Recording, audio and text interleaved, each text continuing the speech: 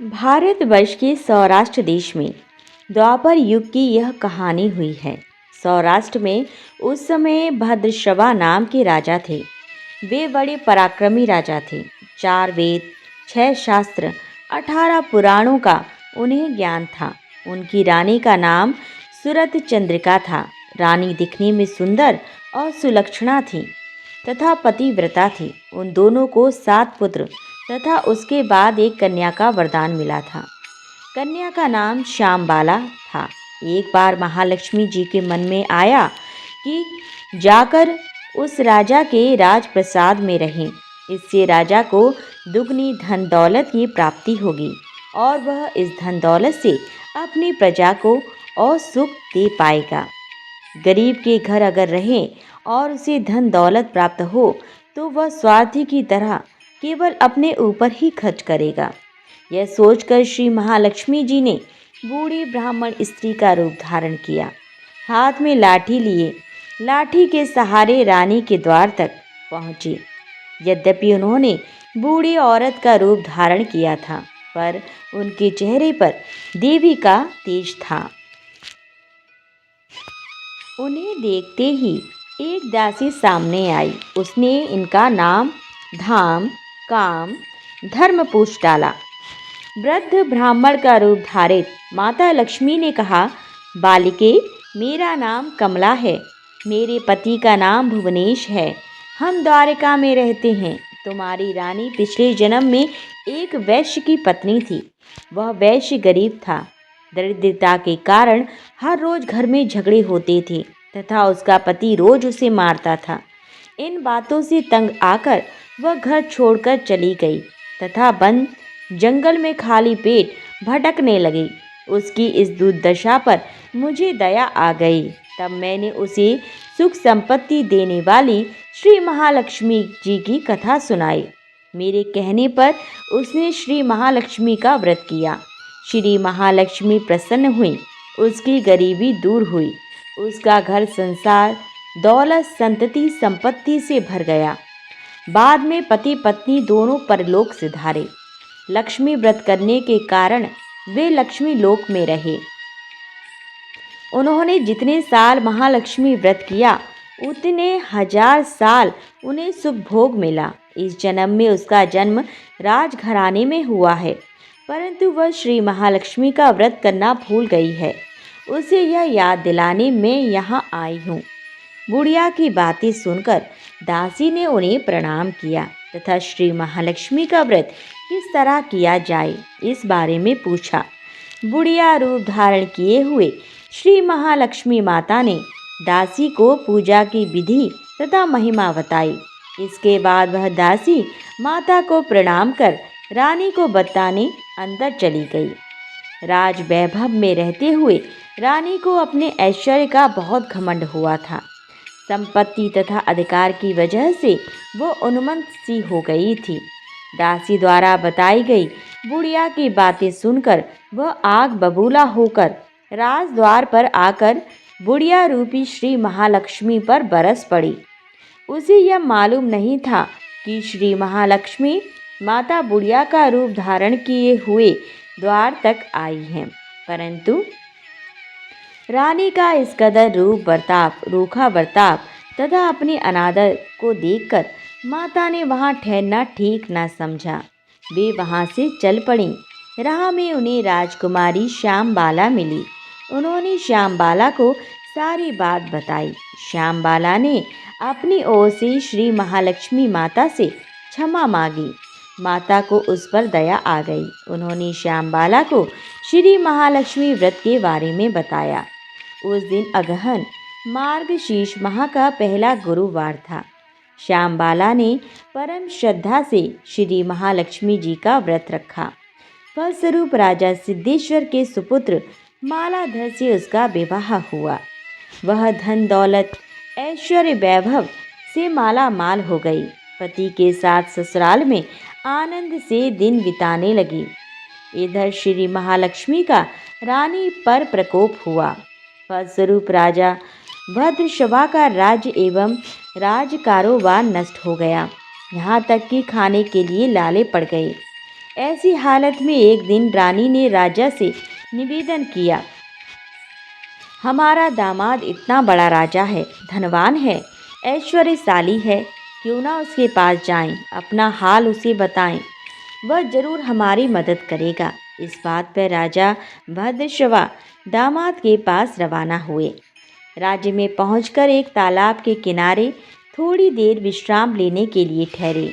तालाब से पानी लेने आते जाते दासियों ने उन्हें देखा। उन्होंने विनम्रता से उनकी पूछताछ की। जब उन्हें यह मालूम हुआ कि वे रानी श्यामबाला के पिता हैं, तो दौड़ते हुए जाकर उन्होंने रानी को सारी बात बताई।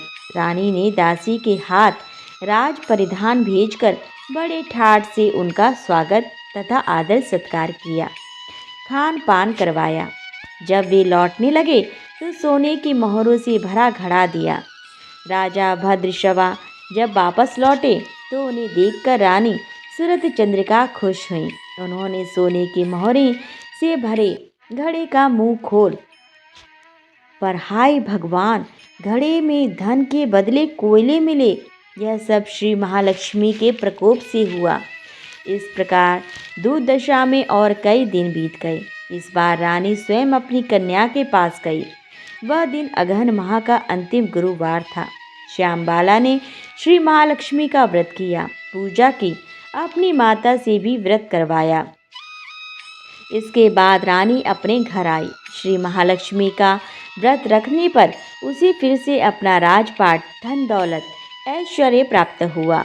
वह फिर से सुख शांति आनंदमय जीवन बिताने लगी। कुछ दिनों बाद राजकन्या श्यामबाला अपने पिता के घर आई। उसे अपने घर देखकर सूरत चंद्रिका को पुरानी बातें याद आई। यहाँ की श्यामबाला ने अपने पिता को घड़ा भर कोयला दिया था और उसे तो कुछ भी नहीं दिया था। इसी कारण श्यामबाला को पिता के घर आने पर उसका कोई अनादर, कोई आदर आतिथ्य नहीं हुआ, बल्कि अनादर हुआ। पर उसने इस बात का बुरा नहीं माना। अपने घर लौटते समय उसने पिता के घर से थोड़ा नमक ले लिया। अपने घर लौटने पर उसके पति ने पूछा, अपने मायके से क्या लाई हो? इस पर उसने जवाब दिया, वहाँ का सार लाई हूँ। पति ने पूछा, इसका मतलब क्या हुआ? श्यामबाला ने कहा, थोड़ा धीरज रखें, सब मालूम हो जाएगा। उस दिन श्यामबाला ने सारा भोजन नमक डाले बिना बनाया और परोसा।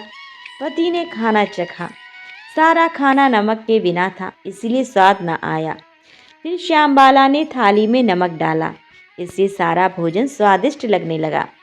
तब श्यामबाला ने पति से कहा, यही है वह मायके से लाया हुआ सार। पति को उसकी बात सही लगी। फिर वह दोनों हंसी मजाक करते हुए भोजन करने लगे।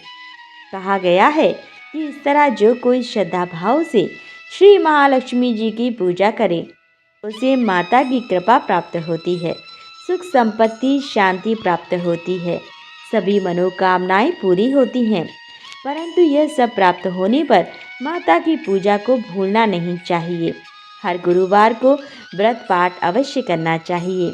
इस तरह श्री महालक्ष्मी जी की महिमा भक्तों की मनोकामना पूरी करती है। जय देवी जय देवी जय लक्ष्मी माता, प्रसन्न होइना वर देहि आता। जय देवी जय लक्ष्मी माता, धन दौलत देहि लक्ष्मी प्रता करता। जय लक्ष्मी माता, विश्वव्यापक जननी तुझ ऐसी नाही, धावसी अमहलाही पावसी लवलाही।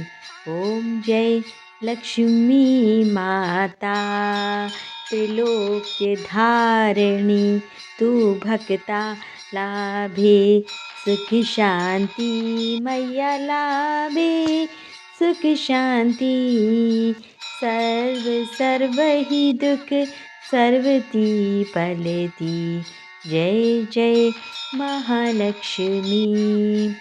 वैभव ऐश्वर्याचे तसेच द्रव्याचे मैया, ऐश्वर्याचे तसेच द्रव्याचे देसिदान वरदे सदैव सौख्याचे। ओम जय महालक्ष्मी माता। यास्तव अगस्ती बंधु आरती, ओ बाली माता मैया, ओ बाली माता। प्रेम भक्ता सवे लेटांगण घाली, जय महालक्ष्मी माता। जय देवी जय देवी जय लक्ष्मी माता। प्रसन्न हो नियावर देहियाता मैया, होई नियावर देहियाता। जय देवी जय लक्ष्मी माता। ओम जय लक्ष्मी माता। बोलो मार्गशीर्ष गुरुवार महालक्ष्मी माता की जय।